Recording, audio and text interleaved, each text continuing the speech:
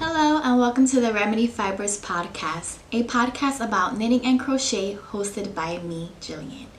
We did it! My finished object is complete. I am so happy, I am so excited, and I'm going to tell you more about it in just a little bit, as well as some upcoming news, some updates, as well as how my weekend went today. So for my finished object, as you know, I have finally completed my summer sorrel by Wool & Pine, and I know last episode I was working through some troubles. My short rolls weren't working out so great. I was able to work past that thanks to Judy, and then after I finished the design element, it was straight stockinette straight down, and that was pretty challenging to just knit stockinette over and over again. The only modification that I did was I did not knit the sleeves 2 inches down. I tried it on and I liked having the short cap sleeve, so I left it just like that. The only downside is because of the pattern, it kind of scrunches up a little bit on the underarm. So if I was to make this again, I think I'll just try the 2-inch length sleeves and see how that looks.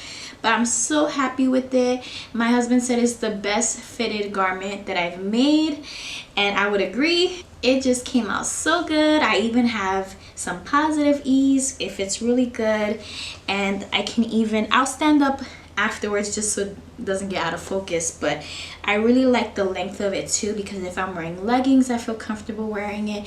If I'm wearing jeans, it's not cropped. I'm not a fan of crop tops, even though the knitting process is shorter, but I just love it. I have one mistake. Actually, I think I have 2 mistakes. Well, I definitely see one mistake in the back, and it's just a stitch that I guess I dropped and I forgot to purl it, but it kind of is a little strand on the purl side, but it's on the back. Thank goodness for all mistakes being on the back. You can't see them and no one will even notice, but it feels so comfortable. This is seismic yarn in the colorway Tauple. Her yarn, I have so much of her yarn in my shopping cart, and I'm like, I need it all. I need all her yarn. She's located in San Francisco, and she's a small batch dyer, but she has not UV ray, purple, the purple light where you can see in the dark. She has that type of yarn. She has very neon bright in your face colors, but as you know, even though I really love those colors, this is probably the most neutral thing that I've ever made, even though there's rainbow light pastels throughout, and I love this one. I don't know what it is. It feels so classy, it feels so elegant, it feels so timeless. I feel like I could wear it at work, I could wear it at a party, I could wear it outside. I'm just so happy with it. So definitely recommend 20 out of 10 to knit the summer sorrel. This is merino wool, so probably gonna be a full-time knit, because that mohair got me sweating in this 100-degree weather. So as much as I love all that merino wool, everything everyone's making, all the YouTubers, knitters, I can't do it. It's gonna be 101 today, pretty much 100 for the rest of the week.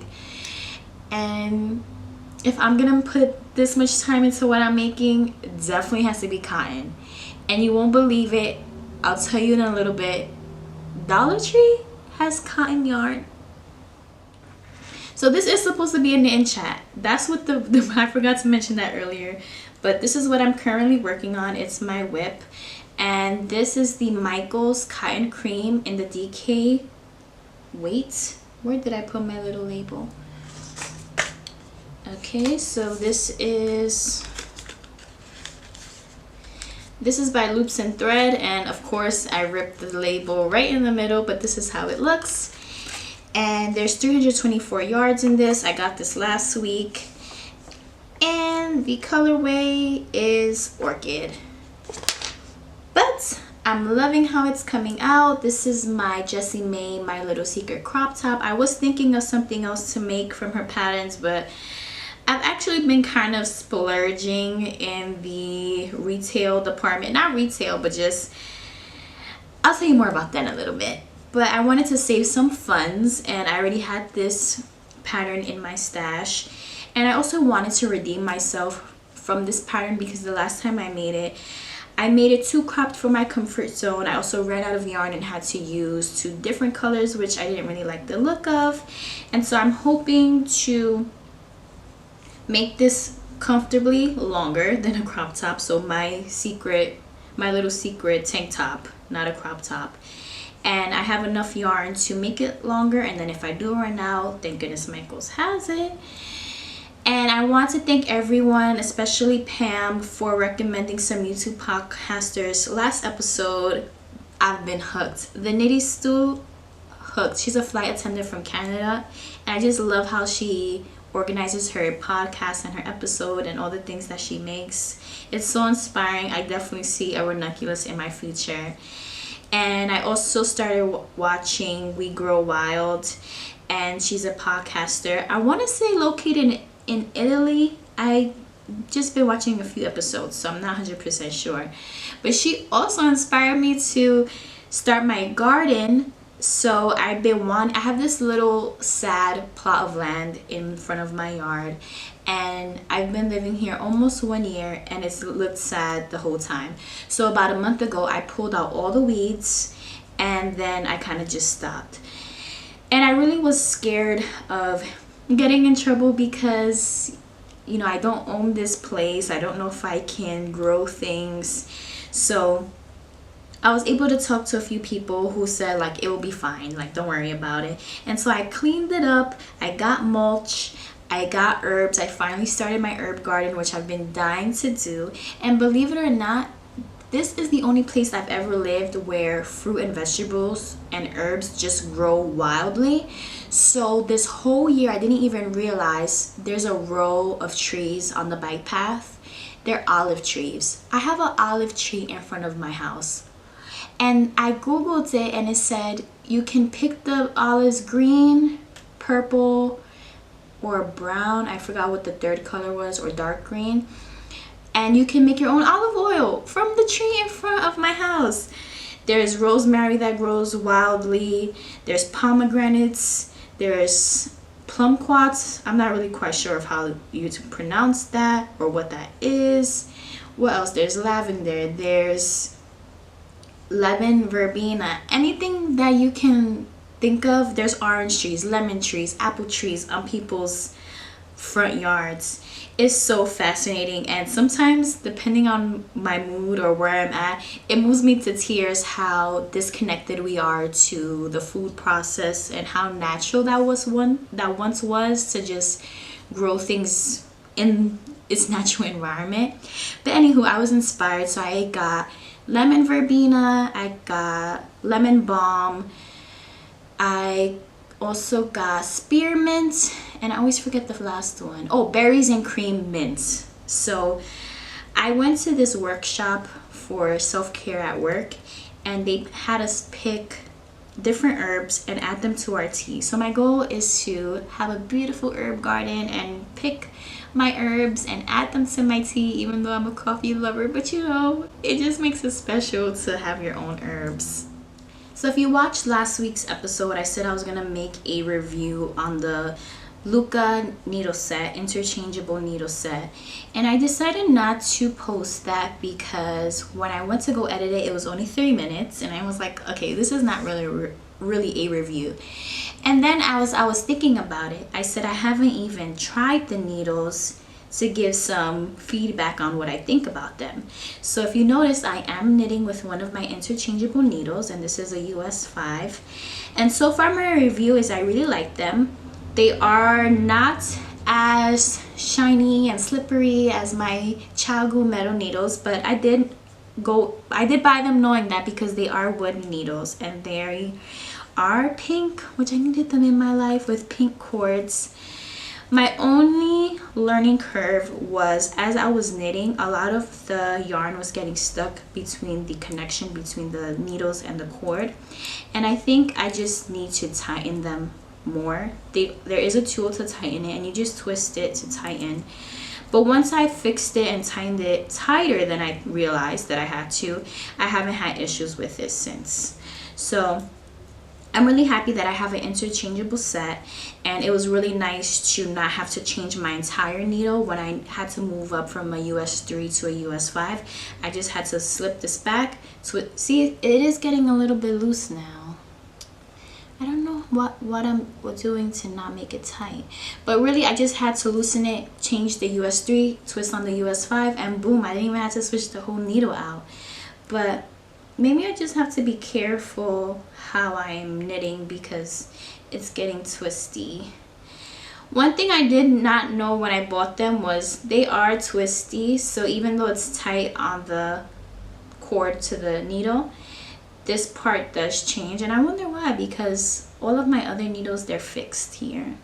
They don't move, they don't twist. But it doesn't impact my knitting, it doesn't impact the project, it doesn't bother me. I just thought that was interesting. But let me take a break from knitting and show you the Luca set. It is pronounced Luca. I looked up the Norwegian pronunciation, the L-Y-K-K-E, and I got this from the Imagine It online store located in San Francisco. They do ship. So this was the last one in stock, and I took a long time and I just pressed buy. But it came to me. This is how it looks when you open it. I got the size US 3 all the way to the US 10.5, and a lot of these sizes are typically what you find in garment knitting, so that's why I chose this set. It does have a little stand where you can, I don't know really what that's for. Oh, you can kind of have your needles looking up at you, I guess, if that's what you want, but a Velcro piece. Then it has a little pocket here, and this is where I store my cords as well as the tools to tighten it. So it comes with extra set of tools, but right now I'm just using one because you only need one. But normally you just twist on the size that you need. You twist it as tight as you can make it, and I realized me twisting it is not as tight as I need it to be. So you just stick this pin through the hole, and you pretty much just use it as a tightening. Like, you still are twisting it on, but it's supposed to give you some more grip.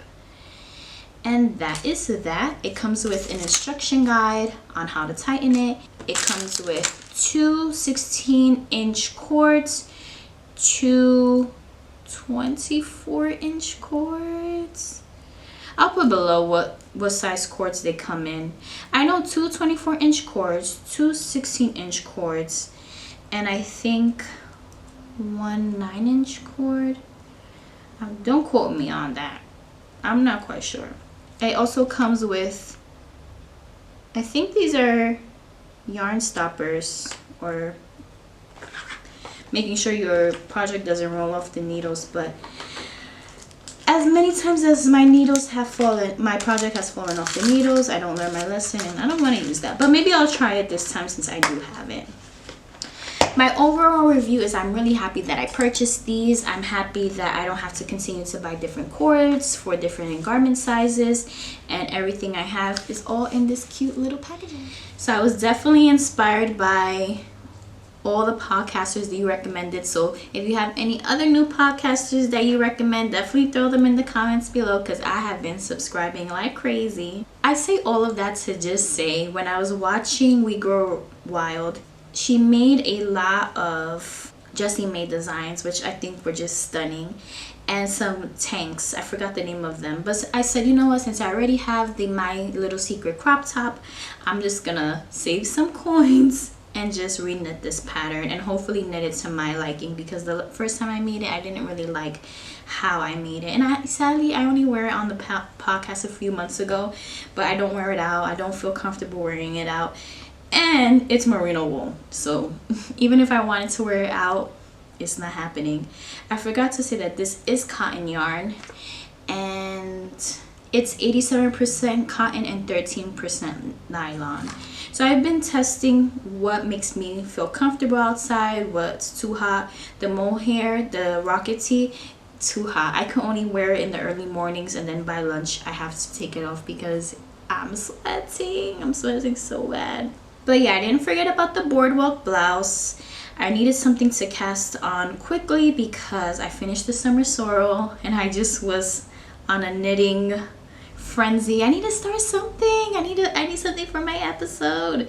So I cast this on actually with the same yarn. I thought the Jessie May crop top was fingering weight, but it's actually 2 fingering weights that equal a DK, and since this yarn was already DK, I just got to knit it single. But it's really fun to make. It's really simple and I can't wait to finish it. So speaking of cotton yarn, I went to do some errands today, get some groceries, and I stopped by Dollar Tree.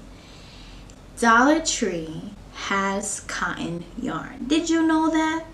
And I did want to buy some, but I said I've been going a little crazy. I want to make sure that I'm buying enough for what's a reasonable amount of time to make things, because I did do some online shopping, but I'm not going to talk about that until it gets here so that we can all be excited at the same time. But I wanted to just limit my projects. I will be surprisingly going to North Carolina this weekend, well, this upcoming weekend, so for the July 4th weekend. And I finally found a decent, it's still expensive, but a decent priced ticket. I was gonna say price yarn.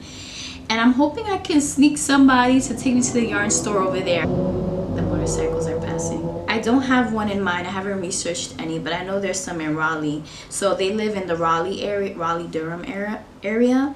So if you have any yarn recommendations, or if you're from that area, let me know which yarn store I should have my family take me to, because you know, I want to see what they have, of course. And I'm really a big fan of reknitting patterns that I've already had. I know I've been watching some podcasters who say they only knit patterns once, but look, I'm gonna get my money's worth. And I feel like you grow in your comfort zone to knit the pattern with less mistakes. You know what to expect, so there's no surprise stitches, and you can see what worked and what didn't work, or what didn't feel comfortable the first time you knit it, to either modify it or feel more comfortable going out of your comfort zone and adding maybe a longer sleeve or a shorter sleeve or longer length. So I'm definitely if I love the pattern, I'm going to knit it a lot. And so yeah, I'm definitely looking for fingering weight. Oh, I didn't even say this is my first fingering weight. Oh, why did I say that like that? My first fingering weight sweater top. I've been scared of knitting with fingering yarn because I'm like, oh, it will take so long, it's so thin, give me the chunky knits. But I really love the drape. I really love how light and airy it is. I still haven't worn it outside, so I don't know how it will stand against the heat out there, or it might just have to be a transitional piece or end of the year, November, December type environment, because 100-degree weather is brutal. But yeah, if you know any North Carolina yarn shops that are in the Raleigh-Durham area, let me know below so I can stop by those, maybe even do a vlog if it's appropriate and it's not weird. You know, I love doing those visit the yarn shop videos, but it's so awkward and weird, but whatever. One thing that I'm really looking forward to in the month of July is a local wine country yarn hop. It's located in Sonoma County, and 4 local yarn shops will be participating, and I've already looked them up. I will tell you all about them, but I've been watching a lot of YouTube podcasters going on different yarn hops, different yarn crawls, even some older videos from a year, 2 years ago. And I really miss being in local yarn shops. I've been venturing off to the one in Vacaville called the Cloth Carousel, but it's been so long since I've actually been an active goer to yarn shops, just because I've taken a long knitting and crochet hiatus in the past. And since I got my knitting mojo back, catch me up in them stores. I can't wait. Okay, so to the yarn, back to topic. So the Wine Country Yarn Hop consists of 4 shops located in Wine Country, and the first shop is called Castaway Yarn Shop and is located in Santa Rosa, California. And Castaway Yarn Shop, they actually opened in 2008, and they're located in a historic 1906 building, and they just sell natural fiber, high quality yarns from independent and small companies, and it's just aesthetically a really beautiful store from all the pictures that I saw online. The next store that will be participating in the yarn crawl is Fiber Circle Studio, located in Petaluma, California. They're a fiber art store that the owner didn't have the tools or the financial status or space to support the journey, so they worked on a farm in Washington State to learn the basics of fiber processing, spinning, and they just got really excited. They got support from fellow fiber artists, and they were also able to open their own yarn store. They do have a fabulous and entertaining Instagram page about their travels, as well as knit-alongs that are taking place in the shop. All of these stores are about an hour and 40 minutes away from me, but so worth it for this Wine Country Yarn Hop. The next yarn store is called Heidi's Yarn Haven, and when I do participate in this yarn crawl, sadly this one would be the one I cannot go to because I think it's 2 hours and 30 minutes away. It's located in Ukiah, California, and it's a yarn store from anything from synthetic fibers to natural fibers, but 4 shops and not going to one. I'm sorry, Heidi, but maybe another time when I'm closer there. The last yarn shop that I definitely need to go to, I love the idea of this shop. It's called Pearls of Joy in Healdsburg, California. And a group of local knitters and crocheters, all who had a connection to Pearl of Joy yarn store over the years, self-organized to transition the business into a member-owned cooperative. What? The cooperative was formed March 2022, so actually just a few months ago, and is driven by a group of 15 full members with the support of a small group of silent partners as patrons of the business. The cooperative is also supported by a group of dedicated volunteers from surrounding the community. There's actually not a local yarn shop in the town that I live in, and I would love the idea of a group of us getting together, organizing a local yarn shop for the community, and actually just for convenience being able to bike 5 minutes down the road and just going to our store whenever we feel like it. So love this idea. Definitely need to go try it out and see what it looks like and the experience of a cooperative yarn store. I don't think I've ever visited one before. So one thing I am really excited to talk to you all about is I have signed up for a test knit, and I have not signed up for a test knit in many years, but I was actually inspired by Aro Knits and Pearls. She has a podcast on YouTube and she does a lot of test knits, and so I wanted to expand upon my skill set, and the designer is actually looking for more testers. So if you're interested, I'll tell you more information right here. So the designer is called Elizabeth Margaret, and you can actually find her on Instagram. She has a lot of beautiful designs, but this upcoming one is called the Anna T, and it's made in collaboration with Knitting Nakabi, and they are offering a 20% off their yarns to anyone who gets accepted into the test knit for their non-superwash merino fingering. So you know, I've been burning up. I am thinking about using a plant fiber, and so testers are allowed to use plant fibers, so it will have some nice drape, but you can also get 20% off from the collaboration with Knitting Nakabi. So the Anna T is knit from the bottom up, mostly in one piece. The sleeves are knit separately and sewn on, and the sleeves have a cap length. They don't have any underarm stitches, and it makes it breathable for the warm weather. So definitely sign me up. And most of the knitting is stockinette in the round, and there's a lace pattern located on the sleeve, and it's a 4-line pattern, which is easy to memorize.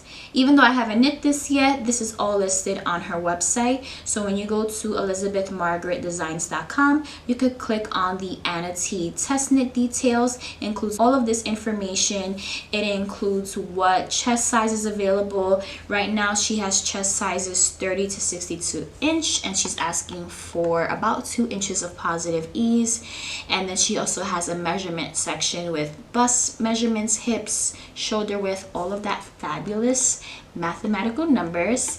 She does have a link to where you can get the yarn, but also just making sure that your yarn matches the gauge that she asks for once the pattern is released to test knitters. And then she also includes how much yardage, so you can even buy your yarn right now. If you want to use the collaboration wool, the knitting Nakabi wool, you would have to wait because you'll get a discount code. But if you're going to use a plant fiber like me, you could get your yarn now and then just wait for the details to be released. She does have a Slack group, so once you email her, tell her the size that you want and your experience with test knits. You can say, I don't have any experience, I've test knit before without any experience. Actually, I don't really have much experience right now. I've knit things, but I haven't really given critical feedback to improve a pattern. So hopefully I can bring some expertise to this one.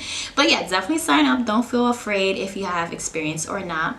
And once you tell her what pattern size you would be working on, she'll add you to the Slack group. Right now there's 2 of us in there, and no, I think there's 3 of us in there. And it can be a space for us to chat, talk through some things that we're noticing, what's working, what's not working, what can be improved upon, and she'll use all this feedback to promote and improve the pattern before it's released out to the public. She does have some details on knitting agreements, so you have to be able to work with her rules, as well as making sure that you complete the test knit by August 15th, including a feedback form. And the only thing she asks for is not to make any modifications. If you want to add stripes, you can, but that would be the only thing. If you plan to do a modification, you'll just have to talk to her beforehand. But I feel like it's so cool. Like, I'm testing a pattern designer, and I'll have a finished garment, as well as promoting someone who is creative and fabulous. So if you want to email her, her email address, I'll put it right below, but it's elizabethmargaretdesigns@gmail.com, and you just need to let her know what size you're comfortable testing and if you're good with the August 15th deadline. So of course I will include pictures of how the test knit goes. Stockinette is simple. The lace is more fancy to have that design element that would be more complex. I don't know if it's complex, but it will give some interest as the knitter. And I would love for any of you to join and see how we make this. Comment below if you end up joining the Anna test knit. I'm excited to see how it works up, see how it fits me, and I'm just so excited to be part of a test knit. I love doing knit alongs. I love doing things where we're knitting as a sense of community together and have something beautiful to show afterwards. This weekend was a chillaxing weekend. I made some pizza. I was able to capture some videos of me working on my garden. You can see the before and the after, as well as a trip to the pool. So I will include videos and clips at the end of this, just so that you can enjoy your rest of your knitting and crocheting day to spend the weekend with me. A little glimpse into the behind the scenes of how I spend my weekend, as well as blocking my sweater. I wanted to talk a little bit about blocking the summer sorrel because I never really knew how to block a sweater until I did a terrible thing. When I knit the Tecumseh sweater by Caitlin Hunter. I don't know why I don't even know what I'm saying. But when I knit the Tecumseh sweater by Caitlin, I never knit a sweater before. It was 100% superwash merino wool. I wet blocked it, and I thought, let me put this on a hanger and hang it to dry like I would any sweater that I wear. Sadly, people, don't ever do that. You will be very upset with yourself, because if no one has told you, wool grows, also bamboo grows. The only thing I think doesn't really grow that much are plant-based fibers like cotton, but I could be wrong about that. And the way that cotton is being blended with other fibers, I would say don't ever hang it unless the designer has specifically asked you to hang it.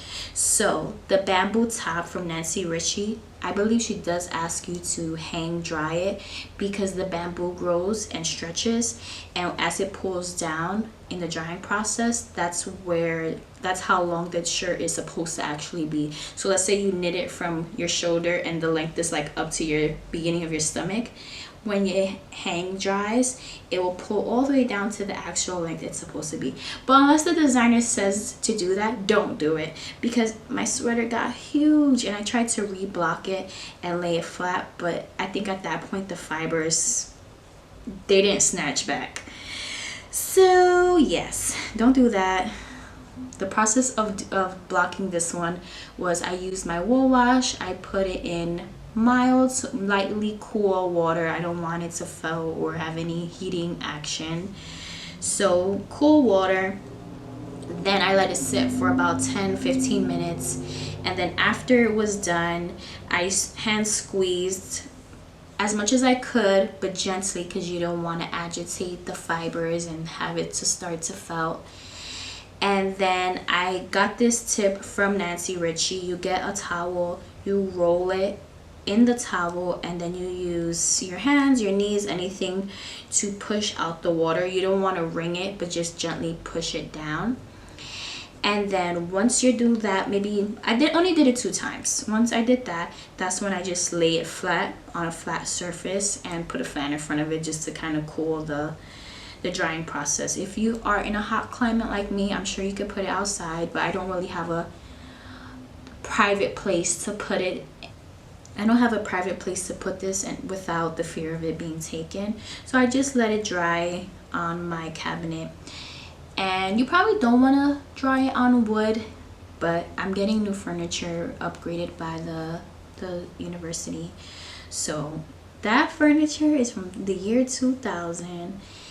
And finally, I'm going to get a furniture upgrade. I'm so excited. They were supposed to come last week. We moved everything out the way, and then they had to reschedule for this week. So I'm just like, so yeah, normally don't dry it on a wood surface, but in my defense, it's old and it's going to be replaced. This time around, I have put little stones on the hem so that the ribbing doesn't fold over, and I think that was helpful. But obviously there's tools to block properly. I used to have those tools back in New Jersey, but I either donated them or sold them, and so I have to work with what I have. I used 2 skeins of topple. This is a colorway from Seismic yarn, and this is what I have left. So I have a pretty hefty amount. I guess if I would have made the sleeves longer, it would have eaten some of this yarn up. But because this is fingering weight and it's beautiful, I'm just gonna hold it, keep it in stash, and maybe if I collect the more fingering balls like this after projects, I can create. I really want to make the sea glass sweater by Wool and Pine. It's so beautiful. So yeah, I'm just gonna hold on to this. But let me know what you're working on, what summer tops caught your eye. I really love how fast summer tops work up. As you can see, each week or every 2 weeks, I'm coming to you guys with a new summer top, and it's just really fun because it's so simple to make. Now I'm just blabbing. Now I made a mistake. You know when you're talking too much and then you're like, what am I doing? I think I did a knit stitch when I was supposed to do a purl stitch, but I think I just fixed it. Actually, I'm not quite sure that I did. So let me know how your weekend went, what you're working on, what you have in your queue, what's waiting hot on the needles to cast on. And I hope that you have a great rest of your week. I hope you and your family are healthy, happy, and safe. And I hope to see you next week. Take care. Bye.